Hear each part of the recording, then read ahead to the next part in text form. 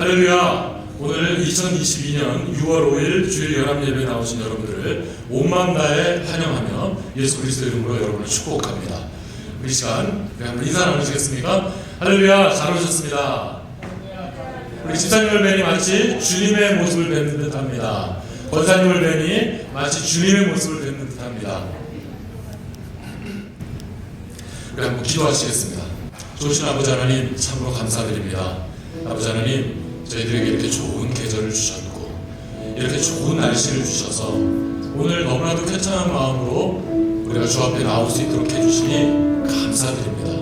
오늘도 주님께서 우리의 생명을 하루 더 연장시키신 것이고 주님께서 주신 믿음으로 주님께 주신 건강으로 오늘도 나왔사오니 이 시간 저희들이 드리는 이 예배 모든 영광은 주님 홀로 받아 주시옵소서.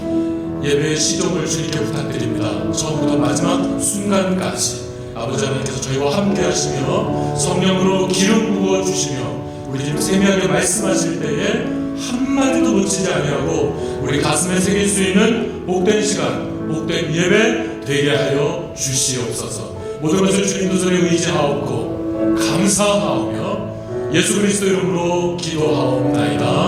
아멘.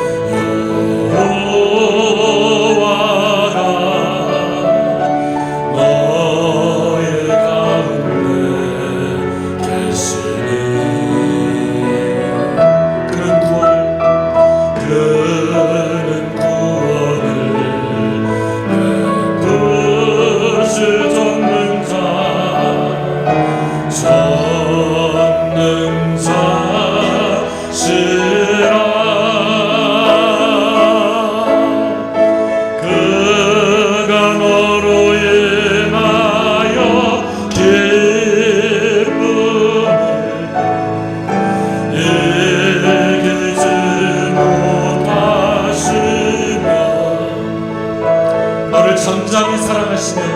너를 잠잠히 사랑하시며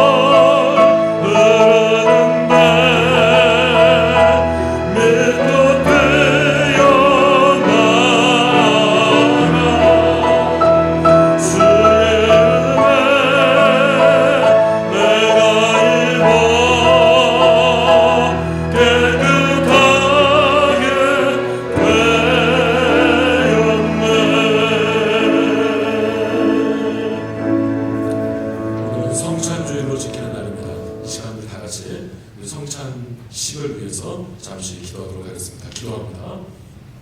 하나님 아버지, 예수님께서 십자가에 달려 돌아가시기 전 제자들에게 유월절 만찬을 베풀면서 떡을 떼어 가라사대 이 떡은 너희를 위하여 찢는 내 몸이다 라고 말씀하시고, 또 잔을 들고 이 잔은 너희의 죄 사함을 위하여 흘리는 내 피라고 말씀하시며 이것을 기념하여 지키라고 말씀하셨습니다. 그 말씀에 순종하여 성찬식에 참여할 때 십자가 대속의 은혜가 다시금 이 자리에 부어주시며 우리 모든 성도들이 그리스도의 한 몸으로 연합되는 시간이 되도록 이 시간 저희를 도와주시옵소서.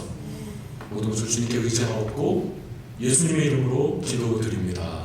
아멘. 예수님을 영접하신 분은 누구나 이 성찬식에 참여하실 수 있습니다. 반면 예수님을 영접하지 않으셨거나 세례를 받지 않으신 분은 성찬식에 참여하실 수 없음을 알려드리겠습니다. 이 시간 빵과 잔을 한 패키지로 받게 되실 것입니다. 패키지를 받으신 후에 여러분 가지고 계시고요, 뜯지 마시고 다 같이 뜯어서 잔과 떡을 받게 될 것이니까요, 잘 가지고만 계시기 바라겠습니다. 이제 빵과 즙을 받으실 때 한 가지 주제로만 이 시간 기도하겠습니다. 회개입니다. 우리 지난 한 달을 살아가시면서 말로 짓고 몸으로 짓고 생각으로 지었던 우리 모든 종류의 죄와 허물들을 이 시간에 정직하게 우리 하나님께 고백하시면서 우리 그 후에 회개의 떡을 받도록 하겠습니다. 다 같이 회개 기도를 드리겠습니다. 아버지 하나님 감사드립니다. 아버지 하나님, 저희 들도 살아갈 때 아버지 하나님 세상의 모습을 저는 벗어나지 못하고 아버지 하나님 새 사람으로 살아가지만 아직도 이 사람의 신앙을 갖도록 하셔서 그 순간들이 참 많이 있었어요. 부탁드립니다. 입을 먼저 하였습니다. 생각을 먼저 하였습니다. 눈을 먼저 하였습니다. 입을 좀 어리석었습니다. 저희들의 모든 어리석어 또 저희들의 모든 이 죄성 가운데 젖어 있었습니다. 아버지 하나님 시간 다시 주님 저희를 용서하여 주시옵소서. 시간 다시 저희를 깨끗하게 하시옵소서. 시간의 성찬을 할 때 깨끗한 심령으로 주의 떡과 잔을 받을 수 있도록 아버지 하나님 도와주시옵소서. 저희의 모든 것을 깨끗하게 씻어주시옵도록 예수 그리스도의 이름으로 기도하옵나이다. 아멘. 이제 떡과 잔을 받으시겠습니다. 패키지를 잘 가지고 계시기 바랍니다.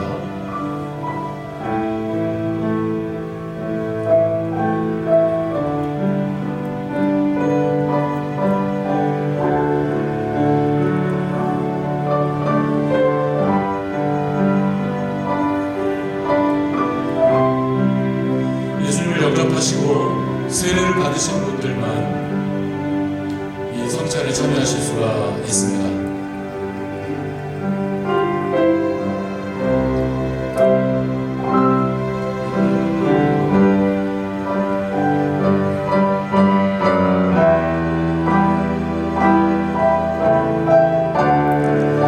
패키지를 아직 뜯지 마시고 가지고만 계시기 바랍니다.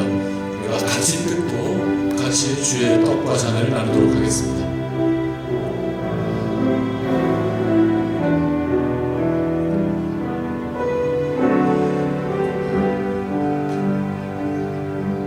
세례를 받으시고 예수님을 영접하셨는데 아직 떡과 잔을 받지 못하신 분들은 손을 들어주시기 바랍니다. 떡과 잔을 다 받으셨으면 이제 다시 한번 기도하겠습니다. 여러분 이 시간에는 우리 감사의 기도를 하나님께 올려드리기 원합니다. 조금 전 고백한 죄가 사해졌음을 감사하시고 천국 가는 날까지 우리를 지켜 보호하여 주실 그 크신 은혜에 대해서 이 시간에 감사하면서 떡과 잔을 먹고 마시도록 하겠습니다. 우리 다 같이 감사의 기도를 드리시겠습니다. 아버지 하나님 감사드립니다. 아버지 우리 주님을 좀 사랑하셔서 아버지 하나님 주님을 아버지 하나님 주님을 좀 사랑드립니다. 주님을 아버지 하나님 계시고 이제 아버지 하나님 주님을 주시고 아버지 하나님 계시면서 하나님 감사합니다. 아버지 하나님 주의 교수 같은 주님 안사랑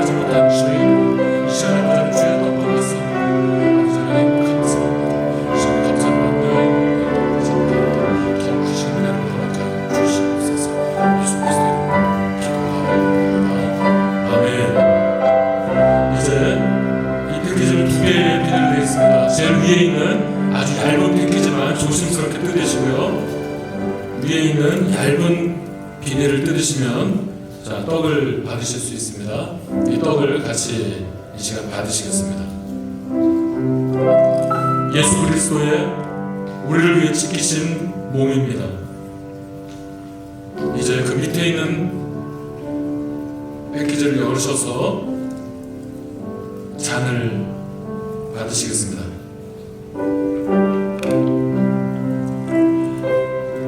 예수 그리스도의 우리를 위해 흘리신 피입니다. 이 떡은 너희를 위하여 찢기는 내 몸이라. 이 잔은 너희의 죄사함을 위해 흘리는 내 피라. 이것을 먹고 마실 때마다 이것을 기념하라.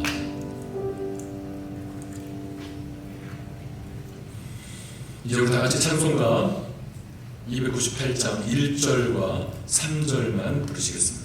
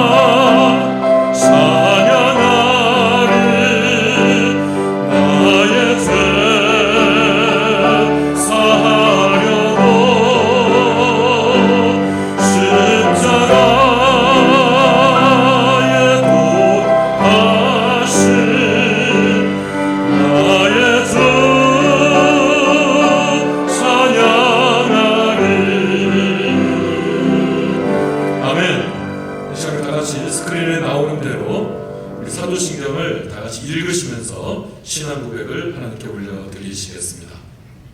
우리 다 같이 신앙 고백하시겠습니다. 나는 전능하신 아버지 하나님, 천지의 창조주를 믿습니다. 나는 그의 유일하신 아들, 우리 주 예수 그리스도를 믿습니다. 그는 성령으로 잉태되어 동정녀 마리아에게 나시고 본디오 빌라도에게 고난을 받아 십자가에 못 박혀 죽으시고 장사된 지 사흘 만에 죽은 자 가운데서 다시 살아나셨으며 하늘에 오르시어 전능하신 아버지 하나님 우편에 앉아 계시다가 거기로부터 살아있는 자와 죽은 자를 심판하러 오십니다. 나는 성령을 믿으며 거룩한 공교회와 성도의 교제와 죄를 용서받는 것과 몸의 부활과 영생을 믿습니다. 아멘. 이제 우리 다 같이 합심 기도를 하나님께 올려드리는 시간입니다. 이 시간 예배를 위해서 기도해 주십시오. 하나님의 임재를 또한 말씀으로 재충전되어서 다시 헌신하는 예배가 되기를 위해서 여러분 기도해 주시고, 두 번째는 여러분의 개인의 기도 제목 한 가지 놓고 기도하시고, 마지막 세 번째 전쟁의 종식과 그래서 세계의 경제가 속히 회복되게 해달라고 이 세 가지 기도 제목을 놓고 우리 다 같이 합심해서 하나님께 기도하시겠습니다. 기도합니다. 아버지 하나님 감사합니다. 6월 첫째 주일입니다. 아버지 하나님 저희들이 예배로 모였사오니 이 시간 이 예배 가운데 성령 하나님 임재하여 주시옵소서. 성령 아버지 하나님께서 이 시간에 기름 부으시며 내려가게 하여 주시옵소서. 예배를 인도하고 말씀을 증거하는 인도 가족으로 또 예배에 참석한 우리 모든 예배를 공개적으로 이 10년 시간들로 주님을 다시 함께 만날 수 있는 시간 되게 하여 주시옵소서. 말씀으로 섬기는 시간 되게 하여 주시옵소서. 또 아버지 하나님 이 모든 믿음의 가정들마다 주님 축복하여 주시고 모든 필요를 하시고 모든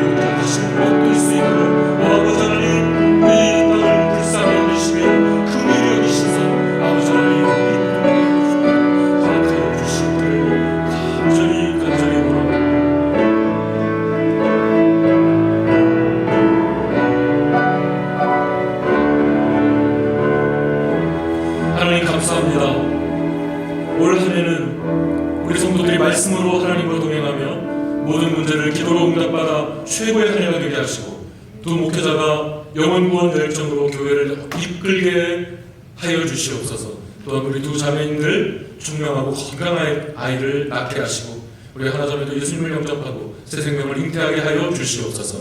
진화자매가 건강을 완전히 회복하여 교회와 목장에 나오게 하여 주시옵소서. 이제 말씀을 듣는 시간입니다. 이 시간 말씀을 듣고 재헌신할 수 있도록 은혜를 부어 주시옵소서. 예수 그리스도 이름으로 기도하옵나이다. 아멘. 오늘 저희들에게 주시는 하나님의 복된 말씀은 빌레몬서 1장 16절에서 18절 말씀입니다.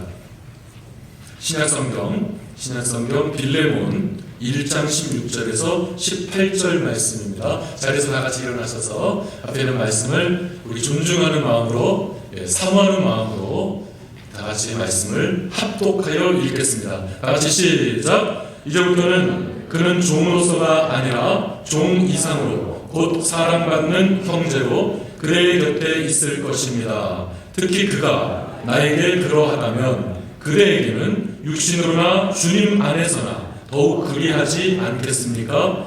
그러므로 그대가 나를 동지로 생각하면 나를 맞이하듯이 그를 맞아 주십시오. 그가 그대에게 잘못한 것이 있거나 빚진 것이 있거든 그것을 내 앞으로 달아놓아 주십시오. 아멘. 예, 자리 앉으시겠습니다.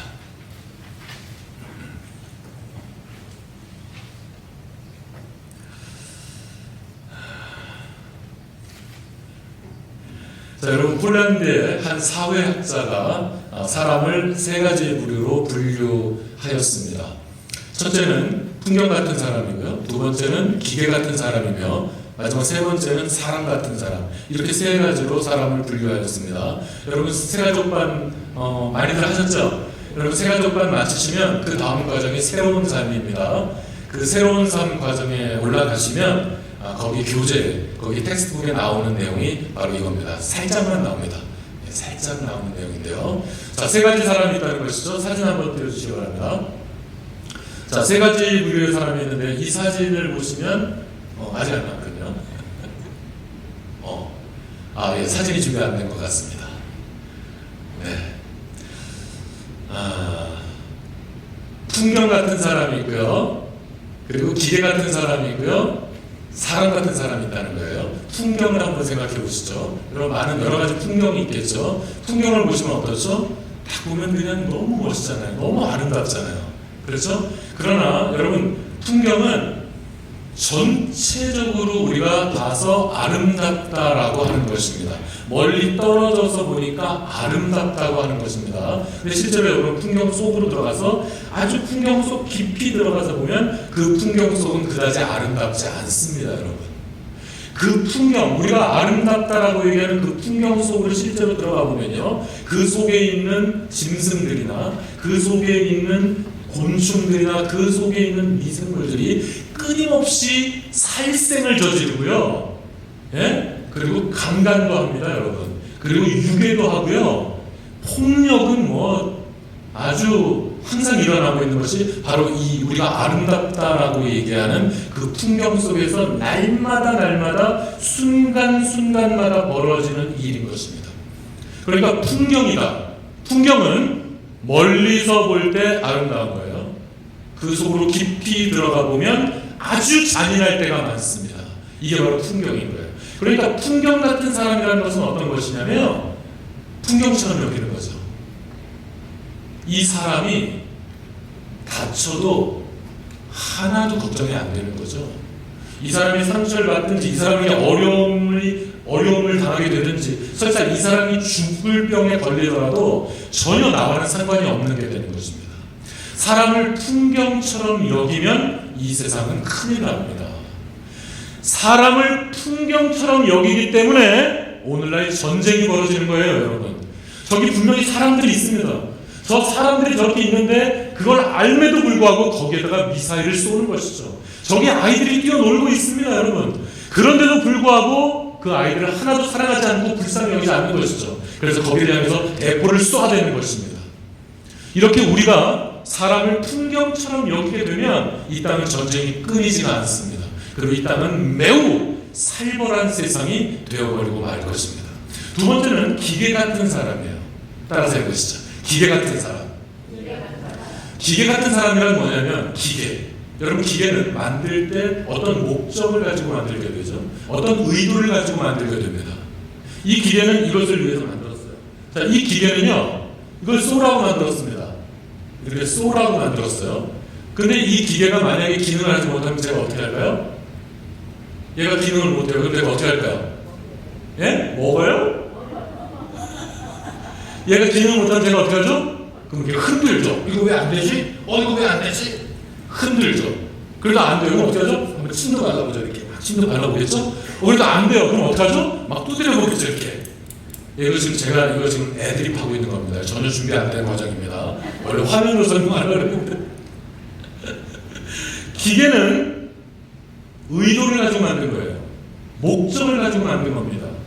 그대로 사용되어지지 않으면 얘는 얻어맞고 흔들고 난리가 납니다. 그래도 안 되면 얘 어떻게 되죠? 그래도 안 되면 이거는 꺾어버릴 수도 있고 얘는 휴지통으로 들어가게 됩니다. 버림받죠. 이게 기계예요, 여러분. 그런데 사람이 기계 같다. 기계 같은 사람이다. 이렇게 되면 어떻게 되겠어요? 이 사람은 이렇게 해야 되는데 이 사람이 만약에 이렇게 못하잖아요. 그러면 잘리는 거죠. 이 사람이 이렇게 할 줄 알았는데 이렇게 안 해주면 막 욕먹어요. 이 사람이 이렇게 할 줄 알았는데 이렇게 못하면, 내 기대에 부응을 못하면 아주 무시하죠. 심하면 욕도 하겠죠.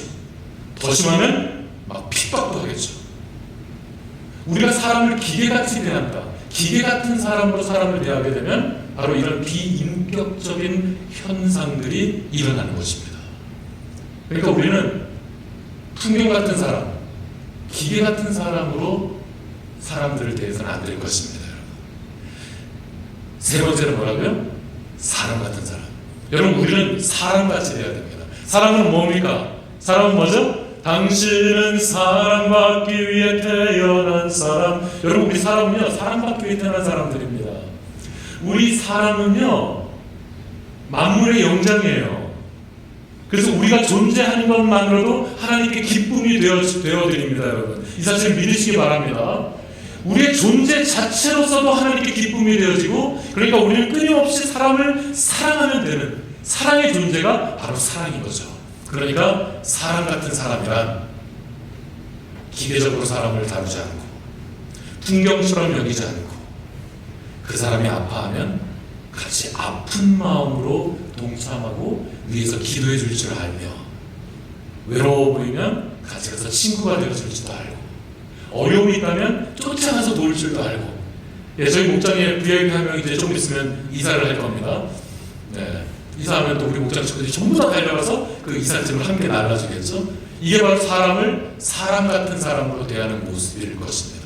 아무쪼록 우리 도담 공동체는 사람을 풍경처럼 다루지 않고 기계처럼 다루지 않고 사람같이 사랑하며 대할 수 있는 우리 공동체가 되었으면 좋겠습니다. 옆에 분 한번 보시죠. 옆에 분 한번 보십시오. 옆에 분이 뭐로 보입니까? 어떻게 보이시죠? 우리 옆에 분에게 이렇게 인사하시겠습니다. 사람같이 보이십니다. 사람처럼 대하겠습니다. 네, 감사합니다. 오늘 본문이요, 여러분, 오늘 본문이 바로 이와 같은 것을 말씀하고 있는 것입니다. 자, 이제 오늘 본문을 다음 화면도 안 나오겠네요? 예. 약간 차질이 생기는데. 제가 사실은 화면을 준비한 게 있는데, 이것을 준비한 이유는 여러분이 혹시나 오늘 본문에는 새 인물이 나옵니다. 새 인물이 나오는데 여러분이 혹시나 이 새 인물을 잘 모르시면 어떨까? 혹시나 이 새 인물을 잘 모르실 수도 있겠다고 생각을 해서, 그래서 오늘 좀 준비한 화면이 있었어요. 어떤 새 인물이 나오냐면, 먼저 이것을 좀 짚고 넘어가겠습니다. 먼저 바울이 나옵니다. 사도 바울이 여러분 다 아시잖아요, 그죠? 예, 바울은 다 아십니다. 바울이 나오고요. 제가 그냥 바울이라고 생각하시죠. 이게 제가 바울이에요. 바울이 나오고 그 다음에 빌레몬이 나옵니다. 우리가 읽을 책이 뭐예요? 빌레몬서죠. 빌레몬이 당연히 나오겠죠? 자, 빌레몬이 나옵니다. 따라서 하시죠. 빌레몬. 혹시나 여러분들이 빌레몬을 모르실까봐. 그리고 또 한 명은 오네시모라는 인물이 나옵니다. 따라서 하시죠. 오네시모. 여러분이 혹시나 빌레몬이나 오네시모를 혹시나 모르실까봐 제가 이걸 지금 설명드리고 있는 거예요. 제가 아는지 모르는지 여쭤보지 않을 테니까 그냥 잘 아는 것처럼 굉장히 자신 있는 표정으로 여기를 봐주시기 바랍니다. 네, 굉장히 좋습니다. 자, 바울이 나오고요, 빌레몬이 나오고요, 오네시모가 나옵니다. 오늘 본문에서 나라고 언급된 사람이 누굴까요? 바울입니다. 이 편지를 쓴 사람이겠죠? 이 편지를 쓴 바울. 나는 바울이에요. 바울이 그러니까 이 편지를 쓴 발신인입니다. 자, 이해하시죠?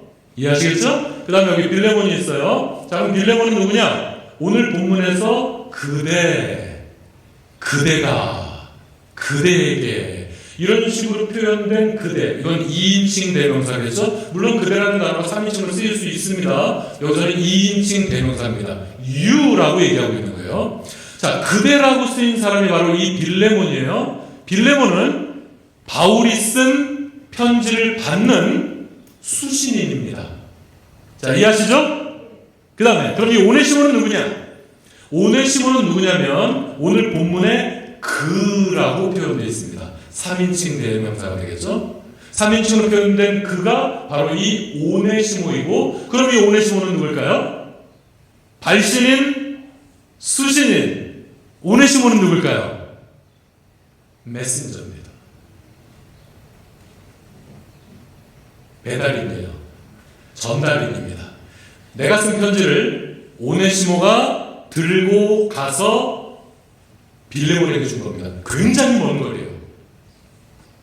조금 더, 자, 내용을 조금 더 들어볼게요. 저를 보시죠. 딴 데 보실 필요 없어요. 저만 보시면 돼요. 어차피 그림도 없고. 자, 제가 바울이잖아요. 예, 제가 바울이잖아요. 자, 바울, 제가 지금 이 글을 썼어요. 그런데 지금 사도 바울은 현재 감옥에 있습니다. 어디 감옥이요? 어디 감옥일까요? 빌립보 감옥이요? 로마 감옥에 있습니다. 지금 바울은 로마 감옥에 있어요. 지금 제가 로마 감옥에 있는 거예요. 그러니까 로마 감옥에 있다는 얘기는 실제적으로 이게 고증학적으로 다 우리가 알 수 있는 내용이에요. 증명된 일인데, 지금 사도 바울이 감옥에 있다는 얘기는 이게 연대기적으로 AD 62년에서 64년이라는 뜻입니다. AD 62년에서 64년, 요 2년 동안 바울이 로마 감옥에 갇혀 있었습니다. 그런데 네로 황제가 AD 68년까지 살아요. 네로 황제 하면 기독교를 박해했던 첫 번째 황제라고 여러분 기억하십니까? 그 전에는 기독교를 박해하지 않았습니다. 갈리구라 같은 그런 아주 흉악한 황제들도 기독교를 박해하지 않았거든요. 그런데 제 5대 황제인 네로 황제는 기독교를 박해했어요. 근데 그 네로 황제가 기독교를 박해한 것은 AD 64년에 로마 대화재가 생기고, 그 화재로 인해서 책임을 회피해버리기 위해서 64년 이후부터 기독교 박해가 시작되는 것입니다. 그러니까 지금 바울이 로마 감옥에 있잖아요. 로마 감옥에는 이때는 비록 네로 황제의 시하이지만 아직 기독교 박해가 시작되지 않았어요. 그래서 바울은 아주 자유롭게 구금 생활을, 구금된 가운데서 자유롭게 사람도 만나고 편지도 쓰고 사람들을 전도할 수 있는 일까지 아주 자유롭게 할 수 있었습니다. 이런 환경이에요. 그러니까 바울이 이로부터 빠르면 1, 2년 후에, 늦어도 한 3, 4년 후에 바울이 이제 순교당하게 됩니다. 바울이 죽게 되는데, 바울이 죽기 한 1, 2년 내지 3, 4년 전이에요. 그러니까 바울이 지금 말년입니다. 바울이 이 말년에 로마 감옥에서 빌레몬에게 이 편지를 보내는 거예요. 굉장히 먼 거리입니다, 여러분. 빌레몬은 골로새 교회의 중직자였어요. 골로새까지. 로마에서 로마 반도를 이렇게 돌아가야 되겠죠. 로마에서 이렇게 해서 저기 저 골로새까지 걸어서 가는 굉장히 긴 여행이었겠죠. 이렇게 해서 편지를 보낸 거예요. 바울의 말년에, 이제 죽을 날이 몇 년 안 남았어요. 바울의 말년에 아주 중요한 내용을 이 빌레몬에게 편지로 보냈어야만 했기 때문입니다. 자, 그럼 이제 수신자인 이 빌레몬을 조금 생각해 보시죠. 빌레몬은 골로새 교회의 중직자였어요. 이 빌레몬은 바로 사도 바울이 전도했고, 사도 바울이 섬겼고, 사도 바울이 양육해서 사도 바울이 골로새 교회의 중직자로 세워놓은 사도 바울의 아주 새까만 후배 동역자였습니다. 그렇게 해서 지금 이 교회에 지금 중직자로서 있는데요. 이 빌레몬은 부자였어요.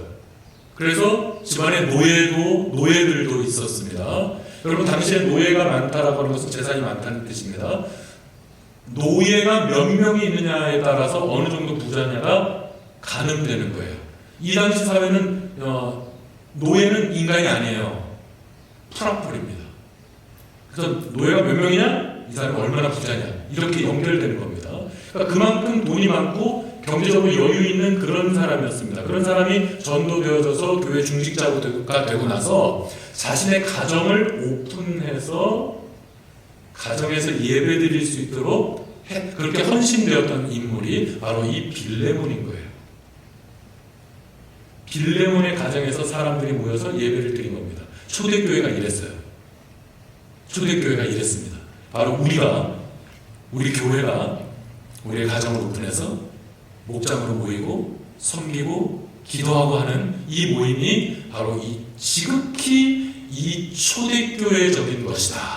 그러니까 우리가 모이는 이 목장은, 이 가정교회 모임은 지극히 초대교회적인 것이며 지극히 성경적이다라고 하는 이 사실을 여러분 분명히 기억하시기 바랍니다. 이게 빌레몬이에요. 자, 이제 제3의 인물 오네시모입니다.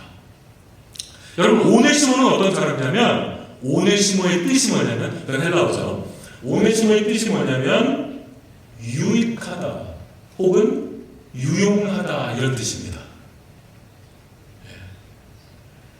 사람의 이름이 유익하다, 유용하다? 조금 이상하잖아요. 이게 어떤 거냐면 오네시모는 노예였어요. 종이었습니다, 여러분. 그러니까 옛날 우리 조선시대 사극을 보십시오. 조선시대 사극을 보면 노예들 있잖아요. 예, 머슴들 이름이 보통 어때요? 예, 돌쇠야, 마랑새야, 뭐 병강새는 아니죠, 참. 그건 아닌 것 같아요. 예? 뭐 돌쇠야, 마랑새야 그러잖아요. 뭔가 좀 힘이 좋고 아주 유스풀하게 느껴지는 그런 내용들이죠. 왜냐하면 머슴이니까, 노예니까. 그러니까 머슴 이름이 옛날에 돌쇠, 마랑새였던 것처럼 이 당시에, 이 성경 시대의 당시의 노예들 이름은 오네시모라는 이름을 가진 노예들이 많았습니다. 마랑새처럼, 돌쇠처럼. 오네시모는 아주 유용하다라는 뜻을 가진 노예였는데, 그런데 그 이름값을 못하는 노예였어요. 전혀 유용하지 않았어요. 전혀 유익한 노예가 아니었습니다. 항상 걱정거리였어요. 항상 불안한 존재가 바로 이 오네시모라고 하는 노예였어요. 주인을 맨날 속삭였어요. 그러더니 결국은 주인의 재물을 훔쳐서 도망가 버린 노예가 바로 이 오네시모입니다. 이 오네시모라는 노예의 주인이 누구냐면 빌레몬입니다, 여러분. 자, 이제 이 관계가 이해가 되시죠? 자, 약간 긴장감이 흐르기 시작하지 않습니까? 자, 이 사도 바울이 이 빌레몬을 열심히 전도해서 키워서 큰 이렇게 사역자가 됐어요. 그리고 이 오네시모도 열심히 이렇게 해서 참 너무 신실한 사람이 된 거예요. 그래서 바울의 말년에 이제 아주 중요한 메시지를 글로 적어서 이것을 빌레몬에게 보내려고 하는데, 이 빌레몬에게 이 편지를 보내기 위한 메신저가 필요한데 그를 바로 오네시모로 정한 거죠. 그래서 오네시모 편에 이 편지를 보낸 거예요. 자, 이 긴장감이 느껴지세요? 당시에는 노예제도가 있던 때입니다. 그죠? 이런 때에 내 돈을 훔쳐서 달아난 저 도둑이, 저 도둑 노예가 편지를 들고 빌레몬 주인님에게로 지금 도착한 겁니다. 사태의 심각성이 느껴지십니까? 네, 긴장감이 느껴지세요? 자, 이렇게 해서 사도 바울은 이런 굉장히 긴장감 도는 그런 상황이잖아요. 이렇게까지 해서 사도 바울이 편지를 빌레몬에게 보낸 이유는 세 가지 사도 바울의 소원을 말하기 위해서였습니다. 자, 이제부터 이제 오늘 본문 속으로 들어가서, 자, 이제 우리 본문 속으로 들어가서요. 그럼 이 사도 바울의 세 가지 소원이 무엇인지, 여러분 이 주부를 보시면 쉬울 텐데, 그냥 따라오시면 약간 어려울 수 있어요. 주보 요약지를 보시고 따라오시면 훨씬 쉽습니다. 자, 이제 사도 바울의 이 세 가지 소원에 대해서 보자면 오늘 본문 16, 17, 18절 중에 16절을 보시겠습니다. 우리 다 같이 한번 16절을 다시 한번 읽어볼까요? 16절 다 같이 시작. 이제부터는 그는 종으로서가 아니라 종 이상으로 곧 사랑받는 형제로 그대의 곁에 있을 것. 그대가 누구라고요? 빌레몬. 그렇죠. 특히 그는 누구라고요? 오네시모. 그렇죠. 나에게 그리하다면 그대에게는 육신으로나 주님 안에서나 더욱 그리하지 않겠습니까? 아멘. 자, 16절에 보니까요, 오네시모를 종이 아닌 사랑받는 형제로 여기라, 지금 이렇게 부탁하고 있습니다. 자신의 재물을 훔쳐서 달아난 노예가 편지 한 통을 들고 제 발로 빌레몬에게 찾아왔습니다. 당시에는 엄연히 노예제도가 있기 때문에 주인이 때리면 맞는 거예요. 주인이 너 쟤하고 결혼해 하면 결혼하는 거예요. 너 결혼 절대 못해 하면 결혼 못하는 거예요. 주인이 죽이면 죽는 게 노예였습니다. 여러분이 상상하는 그런 로맨틱한 종들이 아닙니다, 여러분. 인권이라고 하는 것은 눈꼽만큼도 찾아볼 수 없었던 시대에, 여러분, 그 당시의 노예입니다, 오네시모가. 그런데 범죄한 노예가 어여시 찾아와서 한 통의 편지를 주고 있는 거예요, 빌레몬에게. 그런데 그 내용이 황당하죠. 사도 바울 선생님께서 그 사기꾼 오네시모를 종으로 대하지 말고 사랑받는 형제로 대하라는 것입니다. 그가 이제는 예수 그리스도를 믿고 완전히 새로운 사람이 됐다는 거예요. 예전에는 전혀 믿을 수 없는 사람이었는데 이제는 아주 신실한 하나님의 일꾼이 됐다는 거예요. 그래서 나에게 있어서, 사도 바울에게 있어서 12절에 보면요, 내 마음이다 라고 표현하고 있어요. 이 오네시모는 내 마음이다. 이거를 개역성경으로 보면요, 오네시모는 내 신복이라 이렇게 표현하고 있습니다. 그러니까 얼마나 오네시모를 아끼고 신뢰하고 사랑했는지 우리가 충분히 느낄 수 있는 대목입니다.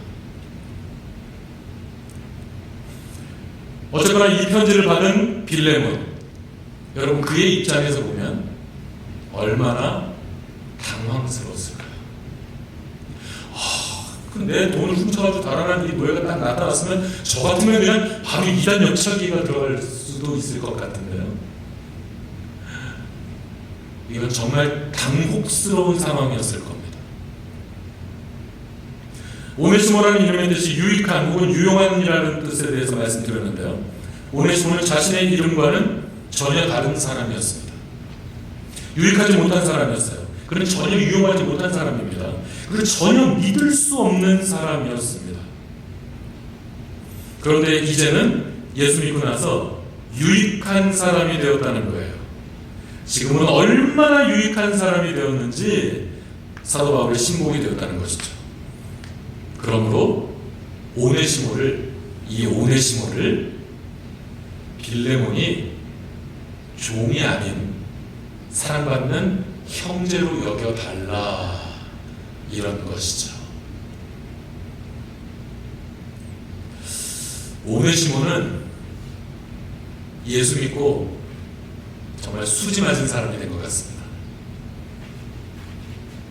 종 신분이었잖아요. 노예 신분이었잖아요. 그죠? 그런데 예수 믿고 나서 새로운 사람이 되고 지금 한 귀족의 사랑받는 친구가 되어버린 겁니다. 한 귀족의 사랑받는 형제가 된 거예요. 그러니까 이 오네시모는 예수 믿고 종이었다가 귀족이 되어버린 거죠. 수지 맞은 거죠. 여러분, 이게 바로 신앙의 원리인 겁니다. 여러분, 저와 여러분이 지금 예수 그리스도를 믿고 하나님의 자녀가 되고 하나님의 군사로서 우리가 살아가고 있지만, 여러분, 우리가 예수 그리스도를 믿기 전에 우리의 신분은 뭐였습니까? 로마서 1장을 보세요. 우린 죄의 종이었습니다. 우리는 본질상 진노의 자녀들이었습니다. 여러분, 우리의 원래 우리의 자연적 신분이 종이었어요. 그것도 죄의 종이었습니다. 여러분, 그래서 우리가 예수 그리스도를 믿고 예수 그리스도를 영접하는 자, 곧 그 이름을 믿는 자들에게는 하나님의 자녀가 되는 뭐죠?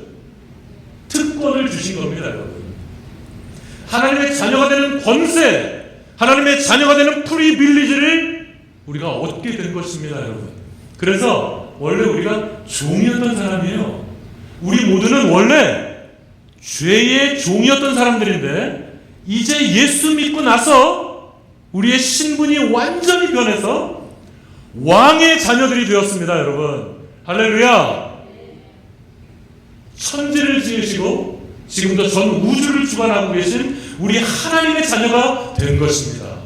그러니까 우리 모두는 이미 수지 맞은 사람들이죠. 여러분, 대박도 이런 대박이 없어요. 남는 장사도 이런 남는 장사가 없습니다. 여러분, 그러니까 예수 믿는다는 것은, 예수 그리스도를 영접하여 하나님의 자녀가 된다라고 하는 것은 이와 같이 이 세상에서 두 번도 경험할 수 없는 그런 엄청난 수지 맞는 일이라고 하는 이 사실을 여러분 분명히 기억하시고, 여러분, 이 수지 맞는 일을 우리가 좀 더 열심히 전해야 되지 않겠습니까? 할렐루야. 결국 오네시모는 귀족이 된 거예요. 왕의 자녀가 된 것입니다. 두 번째 사도 바울의 소원이 무엇이냐면 17절을 보시면, 그대가 나를 동지로 생각하면 나를 맞이하듯이 그를 맞아 주십시오. 17절 이렇게 말씀하고 있어요.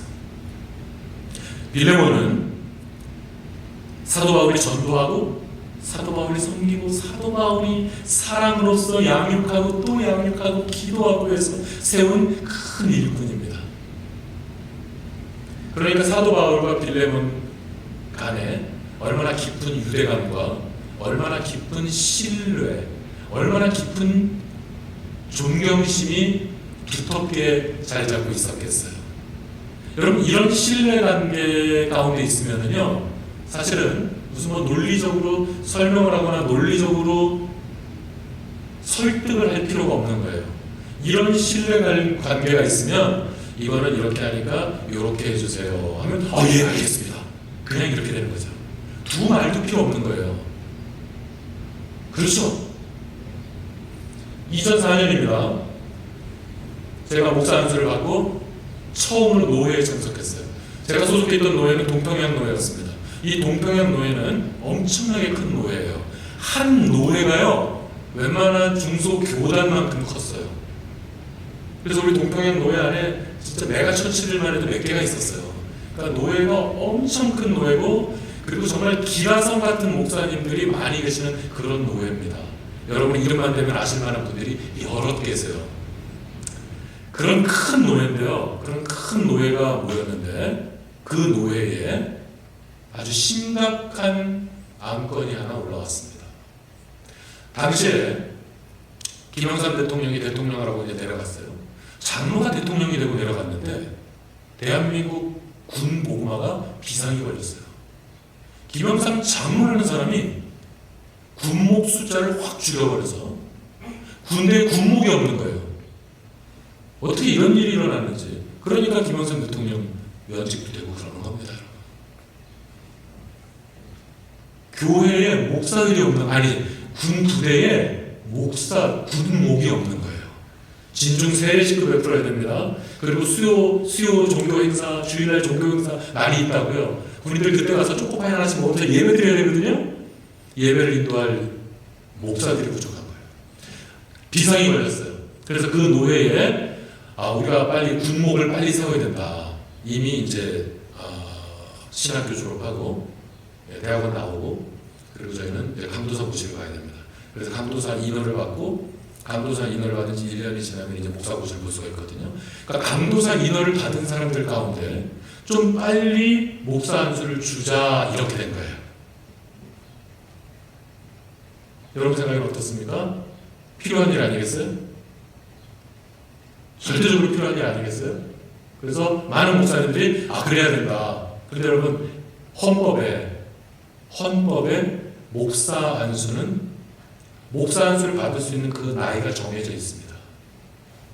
그런데 아직 그 나이가 몇 개월 안 된, 그 나이가 1살 부족한 목사 후보생들이 그 당시에 10몇 명 있었어요, 우리 노회에.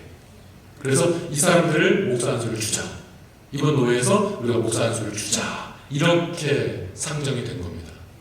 좋은 생각이죠? 굉장히 필요한 생각이에요. 그러나 항상 원칙론자들이 있거든요. 이런 원칙론자 목사님들이 법이요 하면 이제 문제가 생기는 겁니다. 법이요. 아무리 급하고 문제 있어도 우리는 법대로 해야 됩니다. 이건 이럴 수 없습니다. 그러면서 반대하시는 목사님들이 있었어요. 뭐 이분들은 틀렸고 이분들은 맞습니까? 그러지 않습니다. 다 맞고 뭐 둘 다 맞죠. 맞는 말씀드리지만 의견을 갈렸어요. 그래서 아주 분위기가 싸늘해지고 있을 때 한 어른 목사님이 계셨어요. 이 목사님은 연세도 많으시고 아주 어른 목사님으로서 모든 목사님들한테 존경받는 아주 어른 목사님이신데요. 그 목사님이 갑자기 앞으로 뚜벅뚜벅 걸어나가서 마이크 앞에 딱 쓰셔서 그 목사님이 그때 어떻게 얘기했냐면요. 제가 지금 흉내 되게 잘 낼 거예요. 또 이봐라, 이제 내가 살면 얼마나 살았나. 이번 한 번만은 나를 봐서 그냥 넘어가자. 이렇게 말씀하셨어요. 이제 내가 살면 얼마나 살겠나. 이번 한 번만은 나를 봐서 그냥 통과시키자. 저희 노예는 기라성 같은 목사님들 많아요. 대단한 목사님들 많습니다. 서점에 가면 그분의 베스트셀러 서적들이 몇 권씩 있어요. 그런 분들이 많이 있거든요. 그런데 아무도 더 이상 토를 다는 분들이 없었어요. 왜냐하면 그렇게 존경받는 어른이 나와서 나를 봐서 이번 한 번만은 나를 봐서 이렇게 하자. 그냥 통과해버렸습니다. 아무도 그 후로 여기에 대해서 언급하는 사람이 없었고 그냥. 그래서 굉장히 갑자기 싸늘해지던 노예가 아주 은혜롭게 끝나는 그랬던 적이 있습니다. 오늘 본문에서 여러분, 지금 사도 바울의 말년에 빌레몬에게 이와 같이 말하고 있는 거예요. 빌레몬, 나를 봐서 자네가 용서하게, 이러고 있는 겁니다. 지금 성경에 보면 이렇게 하니까, 그 율법에 보면 이렇게 하니까 그러므로 자네는 이렇게 하게, 이게 아니에요. 이게 아닙니다. 나를 봐서. 오네시모를 어떻게 용서할 수 있습니까, 여러분? 불법을 저질렀는데요. 도둑질을 했는데요. 따지기 시작하면, 말하기 시작하고 따지기 시작하면 오네시모 용서할 수 없습니다, 여러분. 이때 사도 바울은 나를 봐서 자네가 용서하게, 이러고 있는 거예요. 나를 봐서 자네가 용서하라고 하는 이 말씀 앞에 빌레몬은 순종할 수밖에 없었습니다. 오네시모를 그냥 용서해 줄 수밖에 없었어요. 오늘 살아가는 저와 여러분도 사도 바울 선생님께서 우리에게 하는 음성이라고 생각해 보시죠. 성경 말씀입니다. 다른 사람의 말이 아니에요. 하나님께서 하시는 음성입니다. 나를 봐서 자네가 용서하게. 여러분 이렇게 말씀하시는데 우리가 토를 달 수 있습니까? 여러분 우리가 묻고 따지고 할 수 있어요? 그럴 필요가 있습니까? 하나님이 하시는 말씀입니다. 하나님의 소원이에요. 우리는 그냥 아멘 하면 되는 거죠. 묻지도 않고 따지지도 않고 네 용서하겠습니다. 여러분 이러면 되는 겁니다. 용서하는 일이 어렵다라고 생각하는 분들이 정말 많아요. 저는 반대입니다. 여러분 용서하는 일은 절대로 어렵지 않습니다. 고기 먹어본 사람이 고기를 먹을 줄 알죠? 고기를 먹어본 사람이 많이 먹을 수 있어요. 맛있게 먹죠. 엄청 먹어요 저도. 여러분 우리 하나님 앞에 1만 달란트 빚진 사람들 아니에요?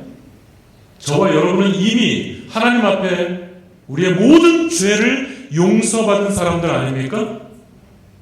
우리는 이미 용서를 경험해 봤기 때문에 이 용서를 이미 우리는 알기 때문에 여러분 우리가 용서하는 건 쉬운 일이에요. 여러분이 이 세상 가운데 병들어서 용서가 어려워지는 겁니다. 여러분.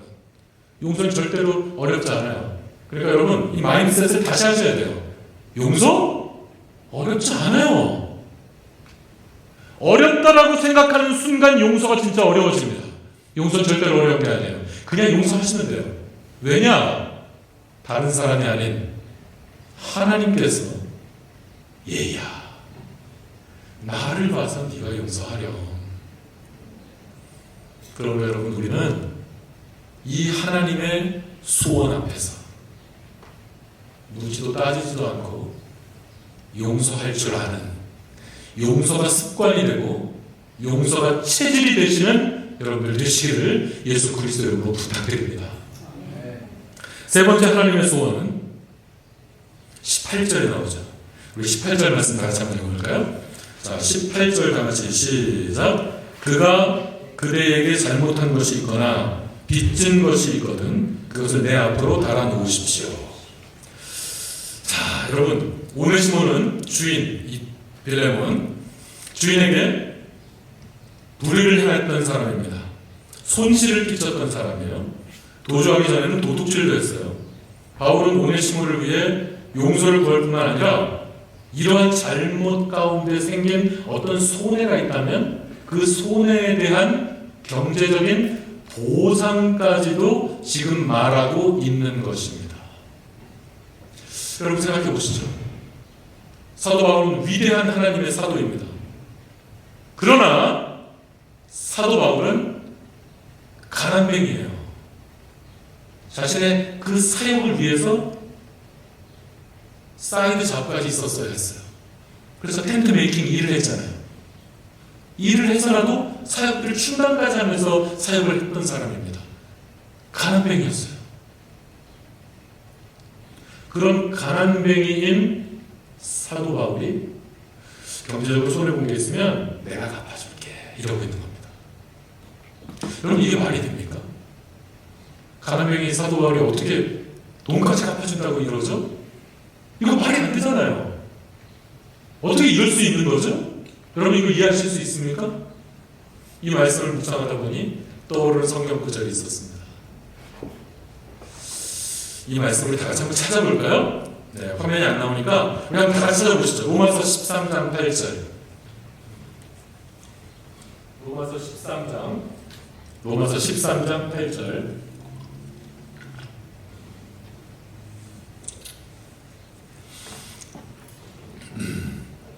신약성경 로마서 13장 8절 말씀입니다. 자, 여러분 다 찾으셨으면 우리 한 목소리로 우리 합독해서 읽겠습니다. 로마서 13장 8절 다 같이 시작. 피차 사랑의 빛 외에는 아무에게든지 아무 빛도 지지 말라. 남을 사랑하는 자는 율법을 다 이루었느니라. 아멘. 우리 다시 한번 읽을까요? 정말 너무나도 보배로운 말씀이죠. 우리 따라 이 찬양을, 이 말씀으로 지어진 찬양도 우리 다 같이 부를 겁니다. 우리 다시 한번 읽겠습니다. 로마서 13장 8절. 사도 바울은 지금 이 본문을 기록하면서 지금 이 말씀도 사도 바울이 쓴 거거든요. 사도 바울은 지금 이 마음을 가지고 오늘 본문에 썼다라고 저는 생각합니다. 자, 로마서 13장 8절 다 같이 시작. 피차 사랑의 빛 외에는 아무에게든지 아무 빛도 지지 말라. 남을 사랑하는 자는 율법을 다 이루었느니라. 아멘. 빚지지 말라는 겁니다, 여러분. 빚은 지지 않는데 져도 되는 빚이 있다는 거예요. 이 빚은 얼마든지 지라는 거예요. 이 빚은 피차간에, 쌍방간에 이 빚은 얼마든지 지라는 거예요. 그 빚이 뭐냐면 사랑의 빚입니다. 사랑의 빚을 지라는 거예요. 얼마든지 사랑으로 빚져도 돼요. 얼마든지 사랑으로 또한 빚 갚아도 돼요. 사랑의 빚이 가장 큰 빚입니다. 특히 복음을 듣고 거듭나게 된 것보다 더 큰 사랑의 빚은 이 세상에 존재하지 않습니다. 바울은 경제적인 손실에 대해서 오네시모가 지고 있는 그 빚을 자신이 갚겠다고 말하고 있는데, 그러나 그 빚 이전에 이미 우리 모두가 지고 있는 이 복음의 빚, 이 사랑의 빚을 생각나게 하고 있는 장면인 것입니다. 우리가 이미 복음의 빚을 진 사람들이니까, 우리가 이미 1만 달란트 빚진 사람들이니까 서로 용납하라. 이미 빚진 사람들이니까, 그 사랑의 빚을 경험한 사람들이니까 서로 이해하라. 서로 용서하라. 그냥 따지지 말고 묻지도 말고 사랑으로 끌어안으라 라는 말씀을 지금 하고 있는 것입니다. 결론입니다. 설교 초도에서 저는 풍경 같은 사람, 기계 같은 사람, 사람 같은 사람에 대해서 말씀을 드렸습니다. 우리는 사람 같은 사람으로 우리 모든 사람들을 대하면 좋겠습니다. 우리는 풍경이 되어서는 안 돼요. 다 죽어가는데 나와 상관이 없고, 아파하는데 관심이 없다면 우리는 피차간에 풍경이 되고야 마는 것입니다. 우리는 기계 같은 사람이 되어서는 안 됩니다. 상처받았는데 일 좀 못했다고 또 다른 상처를 주고, 지금 고통 가운데 있는데 내가 원하는 것을 하지 못했다고 또 다른 아픔을 전해준다면 우리는 사람을 기계 같은 사람으로 대하는 것이 될 것입니다. 우리 도단 공동체는 내가 먼저 피차간에 사람 같은 사람이 되십시다. 할렐루야! 우리 모두는 피차간에 사람 같은 사람으로 대하십시다. 아파하는 지체들을 위해 같이 아픈 마음으로 기도하고, 절망하는 지체들을 위해 끌어안고 기도하며, 일 좀 못해도 실망스러워도 내 가족, 내 사람으로 여기고 늘 넓은 마음으로 사랑하며 위에서 기도할 줄 아는 사람 같은 사람이 되며, 모든 사람을 이와 같은 사람 같은 사람으로 대할 수 있는 그런 저와 여러분이 되었으면 좋겠습니다. 또한 나를 봐서 네가 용서해 하시는 이 사도 바울의 소원, 이 사도 바울의 소원은 곧 하나님 우리 아버지의 소원입니다. 여러분 믿으십니까? 바로 우리 이 하나님의 소원, 나를 봐서 네가 용서해, 나를 봐서 네가 참어, 나는 십자가에 못 박혀서 죽기까지 너를 사랑했잖아 하나님 우리에게 이렇게 말씀하고 계시지 않겠어요? 그러니 나를 봐서 네가 용서하려 하는 이 음성을 오늘 여러분의 가슴에 깊이 새기시고, 언제든지 서운한 일이 좀 있더라도, 불쾌한 일이 좀 있더라도, 속상한 일이 좀 있더라도 우리는 습관적으로, 우리는 체질적으로 용서할 줄 아는, 하나님을 봐서 말하기 시작하면 끝이 없어요. 따지기 시작하면 용서 못합니다, 여러분. 굉장히 어리석은 거예요, 그거는. 묻고 따질 것도 없이 그냥 우리 하나님을 봐서, 우리 하나님 때문에 그냥 용서할 수 있는 저와 여러분이 되었으면 좋겠습니다. 그렇게 하여 우리도 사랑의 빚을 조금씩이나마 갚아드릴 수 있다면 이 세상은 조금 더 따뜻한 세상, 따뜻한 가정이 되지 않겠어요?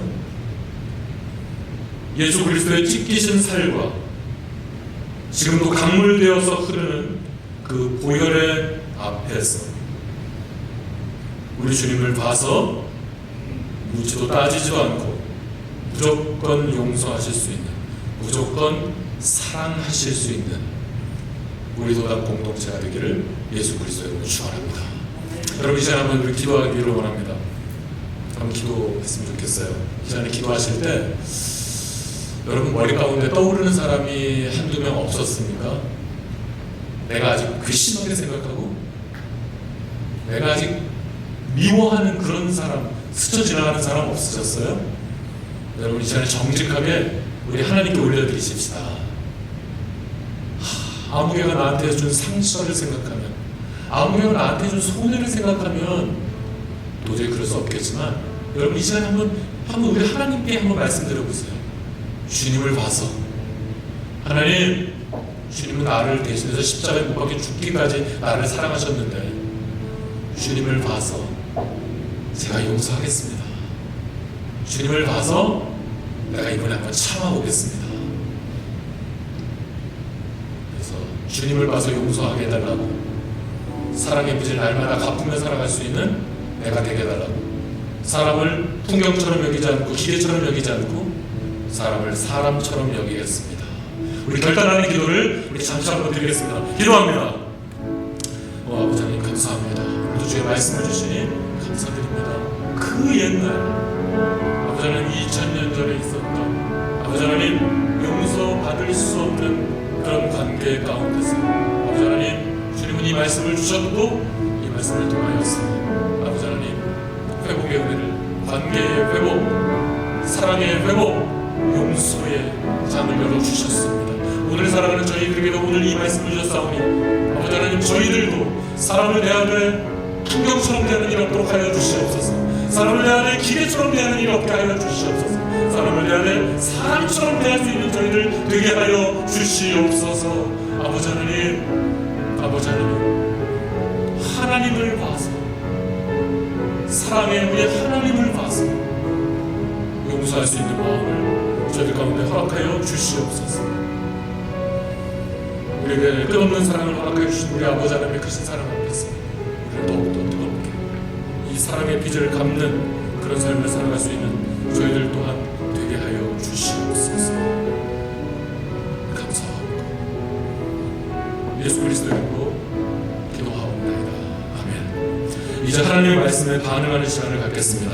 여러분 주보 요약란 제일 밑에 보시면 한 주간 실천을 적는欄이 있습니다. 여러분 말씀을 받으셨습니다.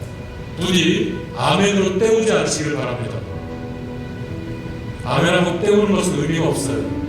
이 한 주간을 살아가실 때 여러분 누구를 용서해 보시겠습니까? 누구를 더 진실하게 사랑해 보시겠어요? 이 한 주간을 살아가실 때 뭐를 실천할 것인지 한번 구체적으로 적어 보십시오. 그리고 이 한 주간을 그렇게 살아보세요. 그리고 목장에서 그걸 나누십시오. 여러분 떠오르는 사람이 있습니까? 바로 그분을 용서하십시오. 적어보시기 바랍니다.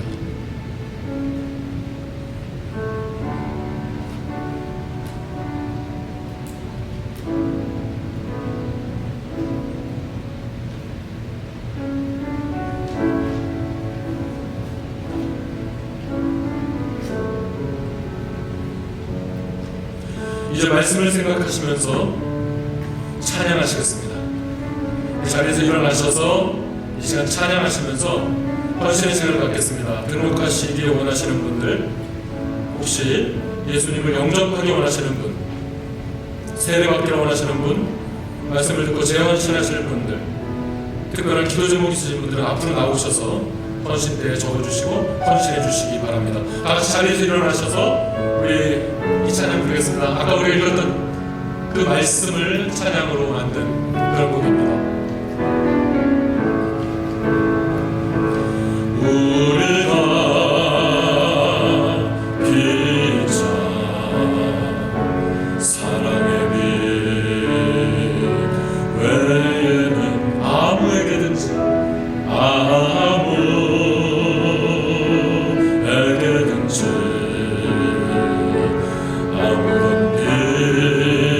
빛도 지지 말자. 우리 몸을 불사르게 내어준다 여도 사랑이 없으면 아무것도 아니요. 천사의 말을 하고 모든 믿음 있어도 사랑이 없으면 아무 유익이 없어요. 우리가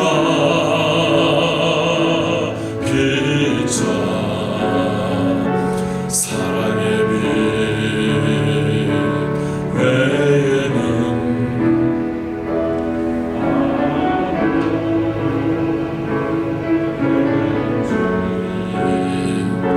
어떠한 빛도 지지 말자. 사랑은 하나님의 것, 사랑은 하나님의 것, 사랑은 하나님의 것, 사랑은 하나님의 것. 우리 서로 사랑은 하나님의 것, 사랑은 하나님의 것. 아멘. 사랑은 하나님의 것, 사랑은 하나님의 것. 우리 서로 사랑하자.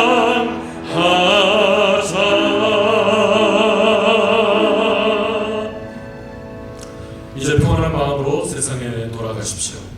선한 일에 용기를 가지시며 악을 악으로 갚지 마십시오. 항상 연약한 자를 도우시며 병든 자를 찾아보시며 곤란당하는 이웃을 위로하십시오. 모든 사람을 존경하시며 주님께 봉사하고 주님을 사랑하십시오. 모든 일을 믿음과 사랑으로 행하시며 어떤 일에도 소망을 포기하지 마십시오.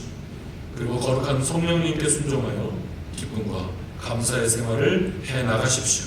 그리고 모든 사람들을 사람 같은 사람으로 대하십시오. 우리 하나님을 봐서 여러분이 먼저 용서하시고 다가가세요. 이렇게 사랑의 빚을 조금이라도 갚아드려 우리 하나님 소원 풀어드리시기를 바랍니다. 우리 하나님 아버지께서는 저와 여러분을 항상 도와주실 것입니다.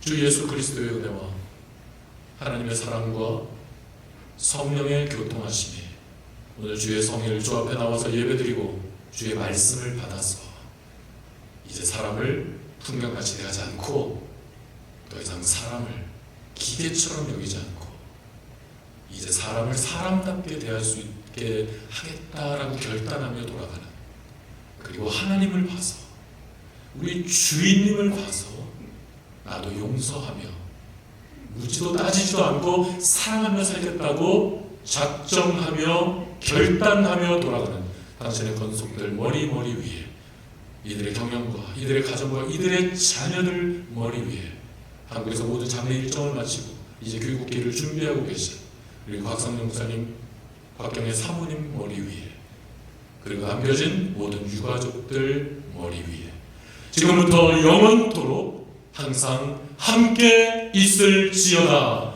아멘.